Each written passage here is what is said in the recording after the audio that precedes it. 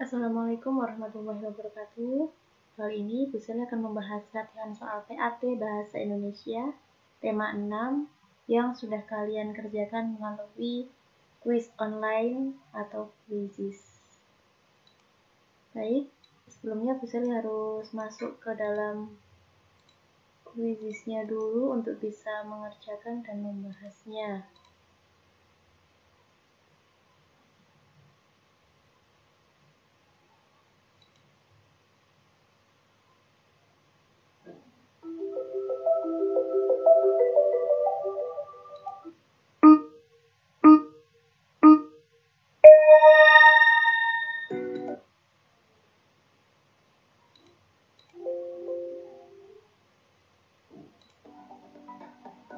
Oke, soal yang pertama ada sebuah bacaan dan pertanyaannya adalah kata kunci yang tepat pada cuplikan paragraf tersebut adalah di Kampung Hijau Rawajati, selain peduli untuk membuat lingkungan hijau oleh tanaman, terlihat juga kesadaran warga yang cukup tinggi untuk andil terhadap pengelolaan sampah dengan bijak. Sebuah sentra pengumpulan sampah disediakan di area kampung untuk menampung aneka sampah rumah tangga. Para ibu turut andil dengan memisahkan sampah dapur seperti kulit bawang, batang sayuran, kulit buah, dan kulit telur. Kemudian dikumpulkan di sentra bersama dengan sampah kebun. Campuran sampah dapur dan sampah kebun dari warga kemudian diolah menjadi kompos. Setiap warga diperbolehkan mengambil kompos untuk penyubur tanaman.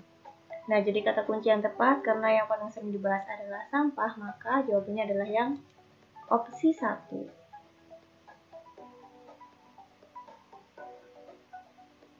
Pertanyaan kedua adalah tentang informasi penting. Nah, ini adalah paragraf sambungan dari paragraf sebelumnya. Apa yang dilakukan warga Kampung Rawajati terhadap sampah konsumsi? Sampah konsumsi ada yang berupa sampah organik.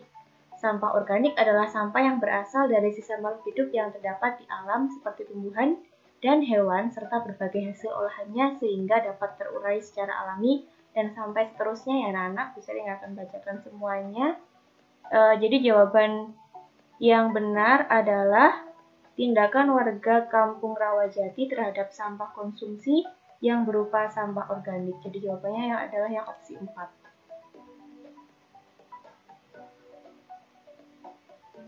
Next question, perkiraan informasi yang bisa kita dapatkan dari judul bacaan makna proklamasi bagi bangsa Indonesia adalah sebagai berikut. Kecuali. Nah, sudah bisa ditebak bahwa jawabannya adalah yang perumusan, yaitu anak-anak opsi salah ketik ya. Jadi jawabannya yang opsi 4.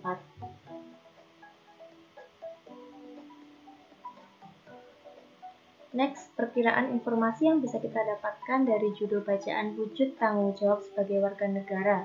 Yang paling tepat adalah pelaksanaan tanggung jawab sebagai warga negara. Karena yang 2, 3, dan 4 adalah tidak mungkin. Kalimat utama. Nah, kalimat utama bisa dikira ini adalah soal yang sederhana ya anak-anak karena kita sudah sering menemukan kalimat utama. Jadi jawabannya adalah yang mana ya? Kalimat utama. Setiap warga negara Indonesia berhak mendapatkan perlindungan hukum. Hak ini mengacu ke kalimat yang pertama. Jadi jawabannya adalah opsi 2.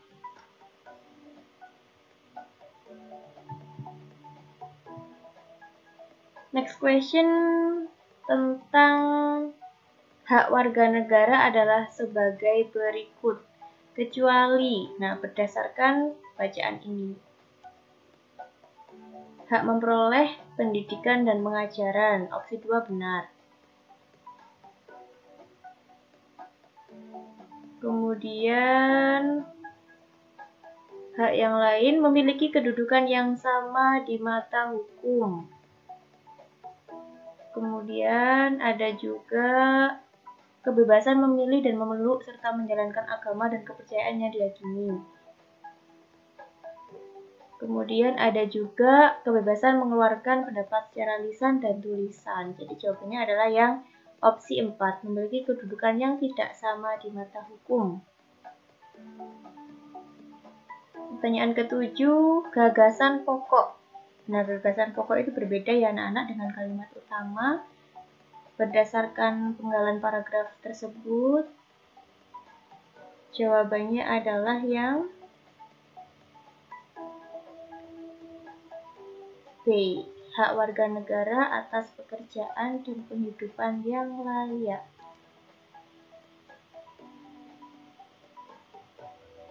Di bawah ini yang merupakan ciri teks non-fiksi, yaitu teks yang ditulis berdasarkan fakta atau hal-hal yang benar-benar terjadi.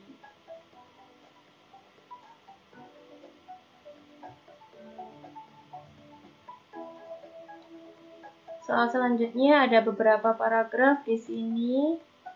Karena di quizzes itu nggak bisa bedakan yang mana paragraf 1 dan 2, hanya bisa ditulis di depannya. Ada paragraf 1, 2, dan 3. Judul yang tepat dari bacaan ini tentang pola makan yang sehat.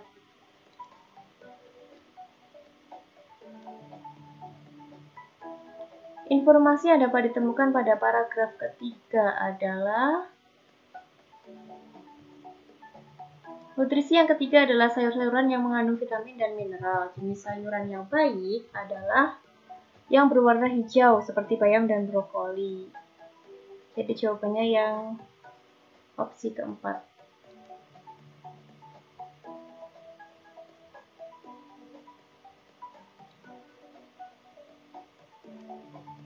Ide pokok pada paragraf pertama teks tersebut adalah, nah, berarti yang ditanyakan adalah paragraf ke-1.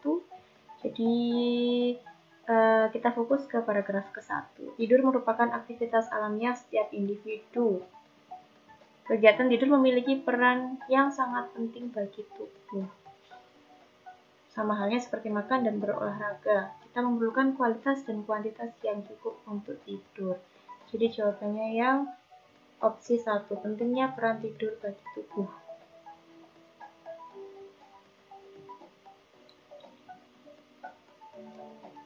Ide pokok pada paragraf kedua, jadi kita langsung fokus ke paragraf kedua.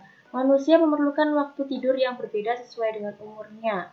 Orang dewasa dianjurkan memiliki waktu tidur 7-8 jam pada malam hari dan seterusnya. Jadi jawabannya adalah yang opsi 1, kebutuhan waktu tidur manusia berdasarkan usia.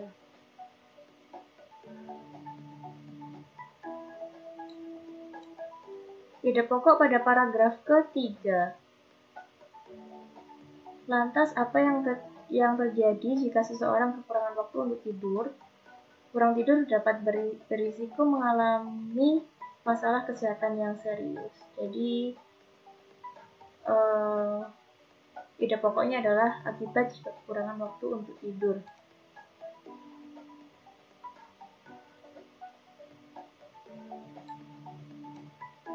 Berdasarkan informasi dari teks di atas, penyakit diare disebabkan oleh... Nah, kalian harus baca dulu ini. Diare merupakan penyakit yang menyerang pencernaan. Penyakit ini disebabkan oleh bakteri dan parasit.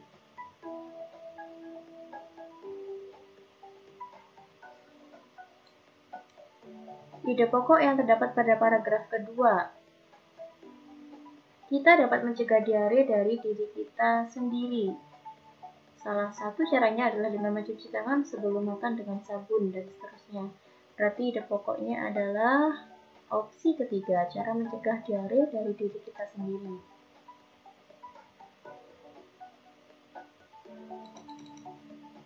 Ide pokok lagi ya, paragraf ke-1. Diare merupakan penyakit yang menyerang pencernaan. Penyakit ini adalah pengertian diare.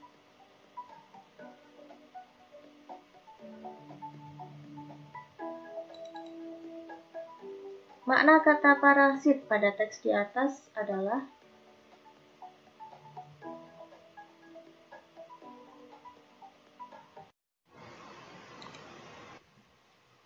Oke, bisa dilanjutkan melalui dashboardnya teacher aja ya anak-anak, karena tadi ada kesalahan teknis sedikit. Pertanyaan yang ke-17 yaitu makna kata parasit. Nah, makna kata parasit dari jawaban 4 pilihan jawaban yang paling benar adalah organisme yang hidup dan menghisap makanan dari organisme lain yang ditempelinya.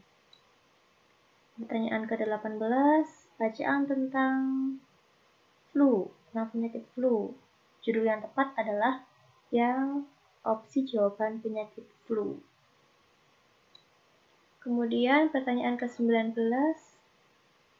tetap sama dengan pertanyaan maksudnya tetap sama dengan paragraf yang sebelumnya, yaitu tentang penyakit flu.